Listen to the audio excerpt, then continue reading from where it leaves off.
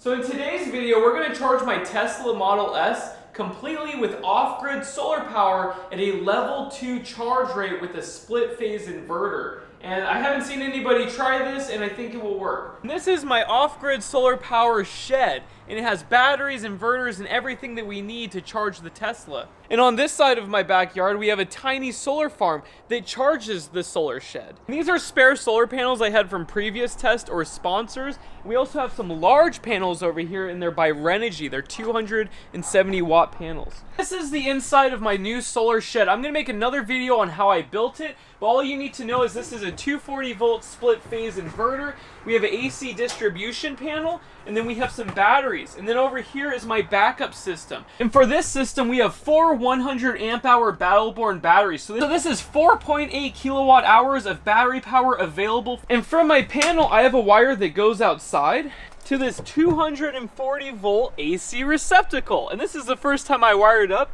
but if we have an extension cord, we can charge up the Tesla with my solar shed. And this is the 240 volt extension cable that we're gonna run to the Tesla charger. Okay, this cable is rated for 30 amps, but the max that my solar shed can push at 240 volts is 20 amps. So this is perfect. But you can buy a 50 amp cable, but there's no point for my application. God, that's a big plug. Currently, I'm charging my Tesla off a 50 amp circuit, 240 volts that's connected to my main panel. So what we're gonna do is test the voltage here. And because the split phase inverter has other options for 3-phase and stuff, I wanna just check the voltage before I plug this thing into my solar shed. And so on one leg, we have 124 on this one. And then across the two, we have 248. Now let's check what my solar shed is producing. We've got 207, so I need to go back into the inverter and change the settings for split phase. So I changed the settings at the inverter. I knew I changed them earlier, so let's check it again. We've got 239 volts, so now we can connect it to the Tesla. Let's check each leg, 120, 120, so we're good.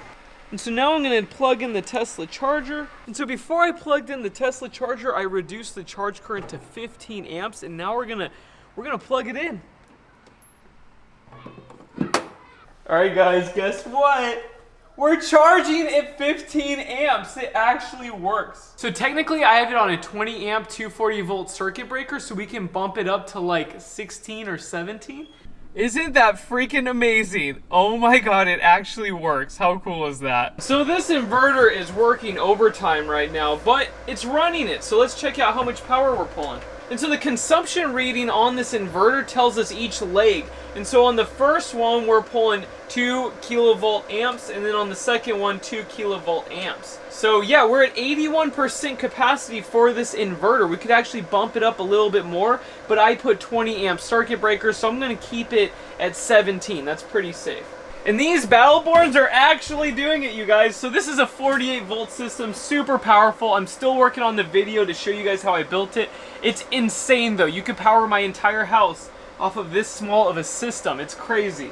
And these batteries are awesome. These are gonna last for years. How cool is this? And this is more of a proof of concept test. I'm not gonna be using this to charge the Tesla every day, but if you want to, you could put 3 of these in parallel and you could speed charge the Tesla at maximum, but you would need a very large solar panel array. This has 2 80 amp MPPTs at a 48 volt system, so that's a very large array. You could fill up your whole house's roof connected to a couple of these and speed charge your Tesla as fast as you want at level 2. So that's 40 amps. That's incredible. That's super fast. And if you had 3 of these connected in parallel, you would not be stressing them at all. You could do it all day long. But you would need a lot of solar and a lot of batteries. And this is all I can afford, so yeah, that's what we're going with. And you will notice that half of my panels are not in the sunshine at all yet. So these are producing practically nothing. And these do not produce much because this is a very small array. So we're powering this test entirely off of Battleborn batteries. As the sun goes up overhead, we will have some sunshine and we'll actually be able to produce some power to recharge these batteries after this test is done. But it actually works. We are charging a freaking Tesla. How great is that?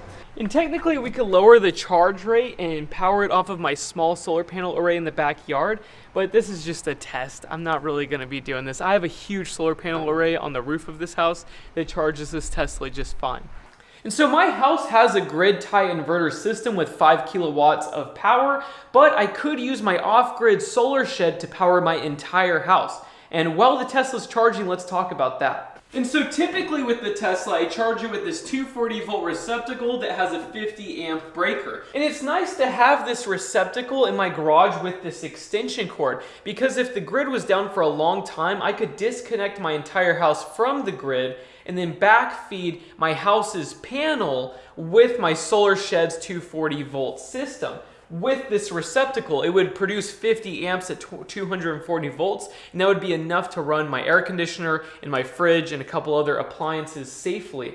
So I have that option of going completely off-grid with my grid tie system. I just have to wire it through my off-grid inverter instead of using my grid tie inverter. And there are lots of advantages of having a backup off-grid system to power your appliances. I mean, no matter what happens to the utility company or to the country, I can still power everything with the array on the roof and my solar shed. I can power my entire house with those two things alone. I do not need anybody else involved. I am completely energy independent if I want to be. For now though, I like using the grid because with net metering, my bill is practically zero. It can charge up my car and power all of my appliances just fine.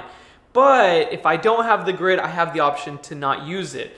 But I do need to make a truly off-grid house system in the next year or so for the channel to show people how it's done. But there's lots of options that I don't really like right now. I do not like the Tesla Powerwall or LG Kim cells. I want to buy a large battery bank with lithium iron phosphate and put it in my garage. But that will be another video. I'm still researching that, but I want that option. To be able to have true energy independence is very important. And now the battery is fully charged and it has decreased from 17 amps down to 7 amps because it's just topping off the pack. But yeah, it's fully charged now, so I'm going to disconnect it from the solar shed. So mostly this video, I just wanted to show off my new solar shed. I'm going to be making a lot of long videos on how I built this and how you can build your own. And most people could throw one of these sheds in their backyard and have a backup system.